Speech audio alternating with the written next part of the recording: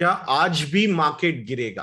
Federal reserve की meeting over हो चुकी है और उसके डिटेल्स क्या है इसके बारे में आज हम बात करने वाले हैं और उसका इम्पैक्ट ओवरऑल स्टॉक मार्केट्स पे, not only today, from the little short to medium duration की अगर हम बात करते हैं तो उसमें क्या हो सकता है एंड ऐसे मार्केट्स में हमें कहां पे फोकस करना है इसके बारे में इस वीडियो में हम आज यहाँ पे डिस्कशन करने वाले हैं दोस्तों। तो वीडियो शुरू करने से पहले परंपरा जारी रखते हैं, एटलीस्ट 5000 लाइक्स का टारगेट मैं आप लोगों के सामने रख रहा हूं। तो मिस्टर पॉवेल उन्होंने फेडरल रिजर्व की जो मीटिंग हुई उसके रिलेटेड सारी चीजें बता दी है कि क्या फोकस रहेगा। अब करंटली तो उन्होंने इंटरेस्ट रेट्स बढ़ाए नहीं है, बट उन्होंने बोल दिया है कि भाई नेक्स्ट मीटिंग में शायद इंटरेस्ट रेट्स बढ़ सकते हैं। एंड वो जो पेस है, एक्सपेक्टेशन जो इंटरेस्ट रेट हाइक का जो पेस है वो काफी फास्ट हो सकता है आने वाले 12 महीनों में एटलीस्ट 5 टाइम्स यहाँ पे इंटरेस्ट रेट्स बढ़ाए जा सकते हैं। So every hike it will be around 0.25%. That's the expectation the market is setting up. That's what the 10 year जिसे यील्ड बाहुबली जिसे हम कहते हैं, दैट इज ट्रेडिंग एट 1.85% जब मैं ये वीडियो आप लोगों के सामने यहाँ पे लेके आ रहा हूं। तो उन्होंने बोल दिया है कि जो इन्फ्लेशन है वो बहुत ज्यादा ऊपर है उनके कंफर्टेबल लेवल से। वो इन्फ्लेशन उनका जो टारगेट है वो 2% का है और currently the inflation is at 7%। क्यों? Because there are still concerns of supply side की सप्लाई साइड का खराब होने की वजह से supply chain specifically, that's why. और डिमांड हाई है, जो लेबर मार्केट है बहुत ही जबरदस्त चल रहा है वहां पे।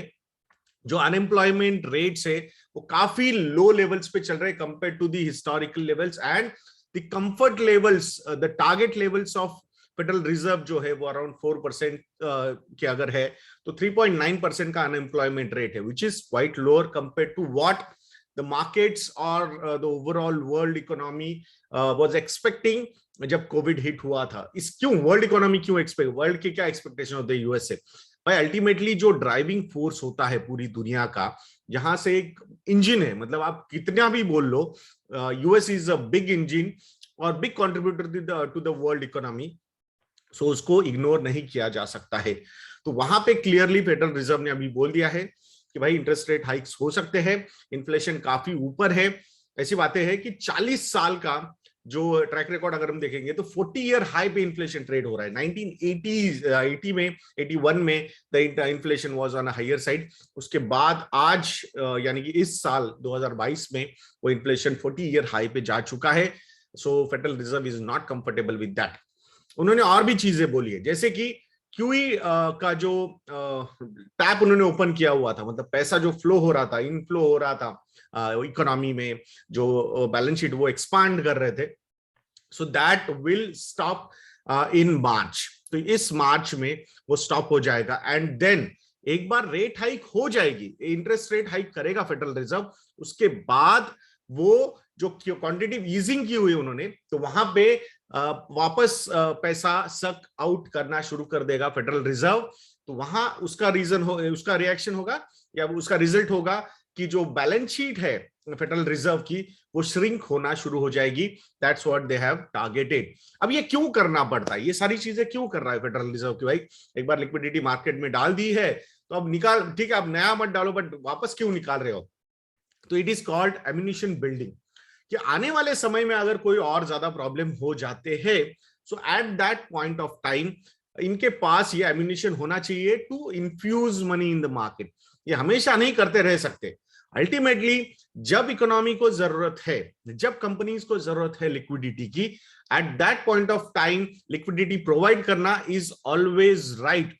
बट उसके बाद the companies, the economy should be self sustaining, खुद से वो कैपिटल को मैनेज करना एंड वहां से ग्रो करना कंपनीज को आना चाहिए। एंड दैट्स व्हाई जो लर्निंग है हमारे लिए यहाँ पे कि now the liquidity driven rally is over. Yes, I'm again making that statement. The liquidity driven rally is over now and now it is all about earnings, and that's why आपको अभी strong earnings वाली जो franchise है, strong profitability वाली जो companies है, उन्हीं में इन्वेस्टेड रहना है।